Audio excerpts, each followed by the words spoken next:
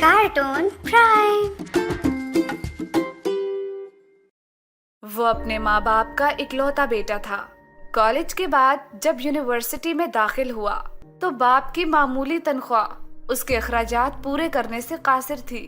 ماں کو وراثت میں 6 مرلے کا ایک پلاٹ ملا تھا۔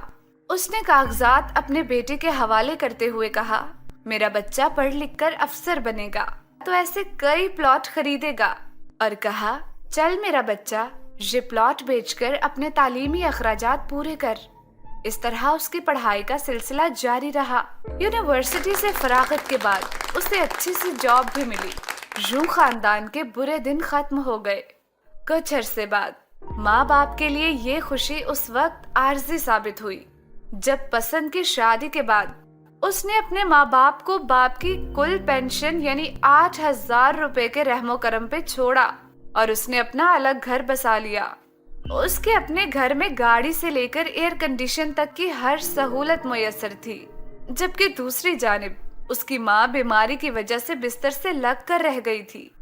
باپ روزانہ آدھا گھنٹہ پیدل چل کر حکیم صاحب سے اس کے لیے تازہ دوا لے کر آتا، جبکہ باقی وقت لوڈ شیڈنگ کی وجہ سے دیسی پنکھے سے اپنی بیوی کے پسینے پونچھنے کی ناکام کوششوں میں مصروف رہتا۔ ایک دن شدید بخار کی وجہ سے ماں کی حالت غیر ہو گئی۔ جب ماں کو کھانسی کا دورہ پڑا تو آس پڑوس کے لوگوں نے اسے ہسپتال پہنچا دیا۔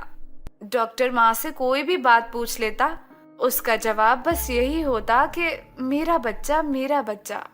کسی نے جا کر بیٹے کو خبر دی کہ ہسپتال کے بیڈ پر آپ کی ماں زندگی کے آخری لمحات میں آپ کو یاد کر رہی ہے۔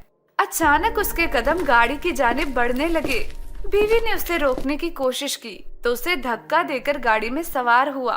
آج اس پر جو کیفیت طاری تھی وہ شاید پہلے کبھی نہیں ہوئی تھی۔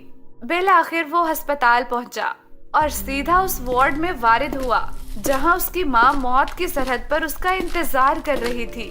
جب وہ وارڈ میں داخل ہوا تو ڈاکٹر ماں کے علاج میں مصروف تھا۔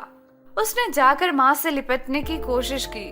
جب ڈاکٹر کو معلوم ہوا کہ یہ اس کا بیٹا ہے تو وہ اپنے غصے پر قابو نہ رکھ سکا، کیونکہ ماں باپ کے ساتھ اس کے سلوک کے بارے میں پہلے ہی کسی نے ڈاکٹر کو سب کچھ بتا دیا تھا۔ ڈاکٹر لفظوں کے چھلنی کر دینے والے اسلحے سے اس پر حملہ آور ہوا۔ جب ڈاکٹر ڈانٹ ڈپٹ کی تمام حدیں پار کر چکا تو اچانک ماں کے مردہ نما وجود میں کچھ حرکت محسوس ہوئی۔ اس نے کانپتے ہوئے ہاتھوں کے ساتھ ڈاکٹر کا ہاتھ پکڑا اور ان کے لرزتے ہونٹوں نے زندگی کے آخری الفاظ ادا کیے، تم میرے بچے کو کیوں ڈانٹتے ہو؟ اس کے بعد ماں نے گردن لڑکا دی اور ہمیشہ کے لیے فلک کے اس پار چلی گئی۔ لمحہ فکریہ آج عموماً ہر گھر کی یہی کہانی ہے۔